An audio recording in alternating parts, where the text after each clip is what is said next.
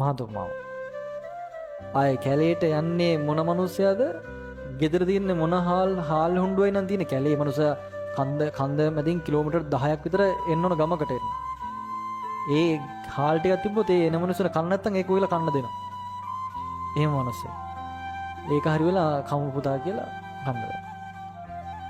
මාරු ලයිෆ් එකේ. ඉතින් ඔය කැලේ ගිහලා අතරමඟ මිනිස්සු එහෙම ඔක්කොම යන්නේ අන්තිමට මහතුමාම හොයන්න තමයි. මහතුමාම නකල්ස් කැලේ හැම අගක් මුලක්ම කොලයක්ම හැම එකක්ම දානවා. හිතන්නකෝ සෙරපුදයක් කරන ඉතින් මිනිස්සෙක් කොයි මහා කැලේ ජීවත් වෙනවා කියන්නේ. කන්න බල ඔක්කොම යක්කු වගේ තමයි ඉතින්. ඔව්. ඉතින් වත්තේ ගමට එනවා ඉතින් විනාඩි අපේ මිනිස්සු හයික් කියලා යන දේවල් උදේහම යනවා සමහරලාට.